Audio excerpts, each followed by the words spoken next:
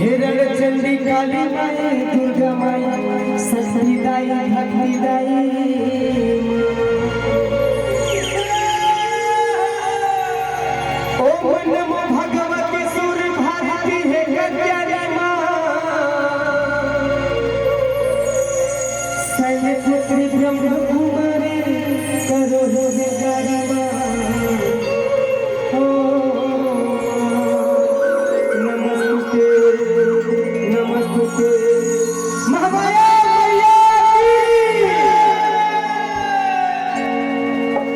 सोई जाओ भवानी सोई जाओ ना सोई जाओ भवानी सोई जाओ ना फुलवा के गजरा मैया तो नहीं ले आवे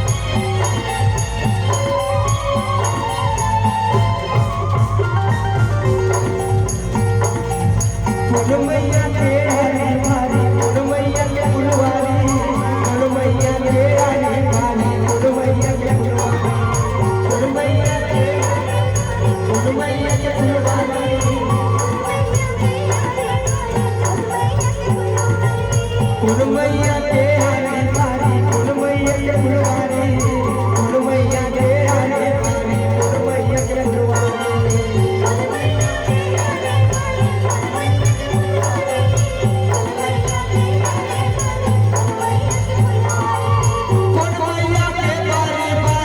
फुलवारी ओ फूल मैया के आने बारी फूल मैया के फुलवारी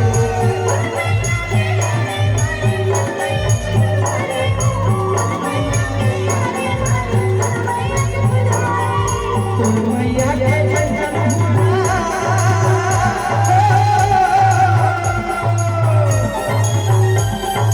फूल मैया के कंचन हुना कोई कर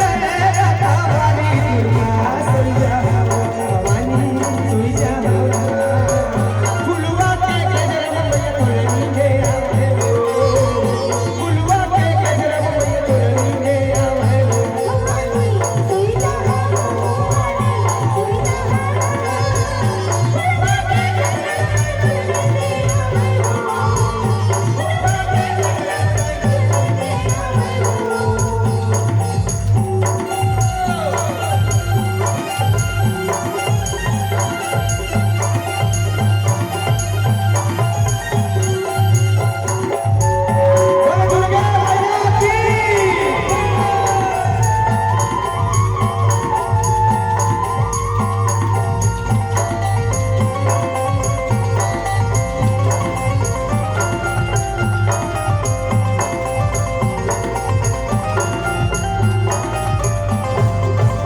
दुर्गे मैया के आने बारी अम्बे के फुलवारी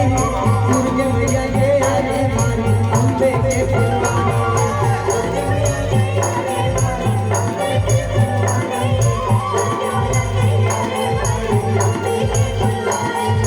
दुर्गे मैया के आने बारी अम्बे के फुलवारी दुर्गे मैया के आने बारी अम्बे के फुलवारी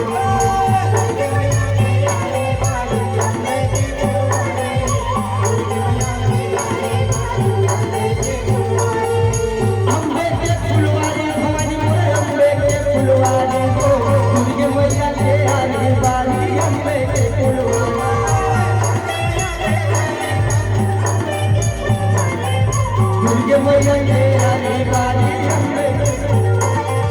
लक्ष्मी मैया के कंचन हुना लक्ष्मी मैया के कंचन हुना लगुरे कर राधावारी दुर्गा सैया भवानी सुइजा फुलवा के गजरा मैया तोरनी के आवे फुलवा के गजरा मैया तोरनी के आवे